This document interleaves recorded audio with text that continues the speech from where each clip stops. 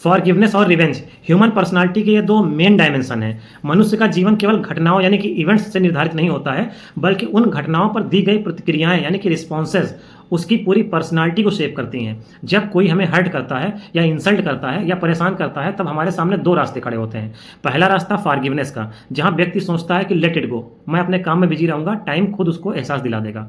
दूसरा रास्ता है रिवेंज का, जहां व्यक्ति मानता है कि मैं उन्हें छोड़ूंगा नहीं, उनके आगे निकलूंगा, उनसे बदला लूंगा, उन्हें रियलाइज कराऊंगा कि वो गलत हैं। तो दूसरा रास्ता यह है। यही दो अप्रोच दो अलग अलग पर्सनालिटी टाइप बनाते हैं। पहला पर्सनालिटी टाइप है फॉरगिविंग पर्सन और दूसरा है रिवेंजफुल पर्सन।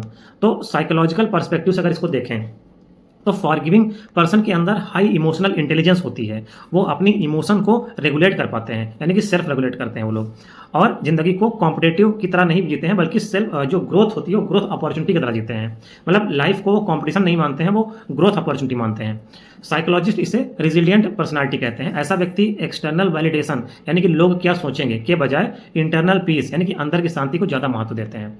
रिवेंजफुल पर्सन के अंदर हाई एम्बिशन और कॉम्पिटिटिव माइंडसेट होता है। उसकी सेल्फ वर्थ दूसरों को हराने और खुद को प्रूफ करने से जुड़ी होती है। ऐसे व्यक्ति का निर्माण अक्सर चाइल्डहुड एक्सपीरियंसेस या टफ इन्वायरमेंट से होता है, जहां मोटिवेशन एंगर से आता है। ये व्यक्ति शॉर्ट टर्म में हाई अचीवर हो सकता है, लेकिन लॉन्ग टर्म में एंजाइटी और स्ट्रेस से सफ़र कर सकता है। सोशियोलॉजिकल अगर पर्सपेक्टिव से देखें तो फॉरगिविंग पर्सन समाज में हार्मनी और स्टेबिलिटी लाता है। उसका तरीका कॉन्फ्लिक्ट को बढ़ाना नहीं, बल्कि अपने बिहेवियर से दूसरों को इनडायरेक्टली ट्रांसफॉर्म करना होता है। ऐसे लोग समाज में रेस्पेक्टेड होते हैं। एग्जाम्पल के तौर पर Mahatma Gandhi, Nelson Mandela. Revengeful person को समाज एक फाइटर की तरह देखता है। ये लोग इंस्पायर करते हैं कि अन्याय यानी कि इनजस्टिस को टॉलरेट नहीं करना चाहिए। For example Napoleon, Alexander, Steve jobs. लेकिन अक्सर इनके रिलेशंस अनस्टेबल हो जाते हैं क्योंकि ये ईगो ड्रिवन होते हैं। अगर फिलोसॉफिकल पर्सपेक्टिव से बात करें तो फिलोसफी भी दोनों रास्तों को हाईलाइट करती है। बौद्ध दर्शन और निष्काम दर्शन फॉरगिवनेस और डिटैचमेंट पर आधारित हैं। वहीं नीत्जे जैसे थिंकर्स पावर, विल और रिवेंज को क्रिएटिव फोर्स मानते हैं। इसका मतलब है कि मानव सभ्यता में दोनों अप्रोचेस हमेशा से कोएग्जिस्ट करती रही हैं, एक भीतर की शांति के लिए, दूसरी बाहर की शांति के लिए। सक्सेस किसकी ज़्यादा होगी, अब ये क्वेश्चन है। अगर सक्सेस को मटेरियल अचीवमेंट्स, वेल्थ, पावर से मेजर करें तो रिवेंजफुल व्यक्ति अक्सर आगे निकल जाते हैं। लेकिन अगर सक्सेस का अर्थ inner peace, respect, long term stability से लगाएं तो फॉरगिविंग व्यक्ति विजयी होता है।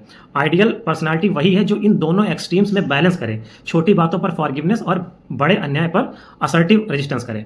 लास्ट में यही बोल सकते हैं कि फॉरगिवनेस और रिवेंज दोनों ह्यूमन पर्सनालिटी के पोलर एंड्स हैं। फॉरगिवनेस हमें इंटरनली ग्रेट बनाता है, रिवेंज एक्सटर्नली स्ट्रांग बनाता है। किसी एक का एक्सेस हमें या तो एक्सप्लॉइट होने के खतरे में डाल देता है या फिर हमें डिस्ट्रक्टिव बना देता है। रियल सक्सेस उसी की है जो दोनों क्वालिटीज को बैलेंस करके लाइफ में यूज करे, जहां फॉरगिवनेस से शांति मिले और रिवेंज से जस्टिस।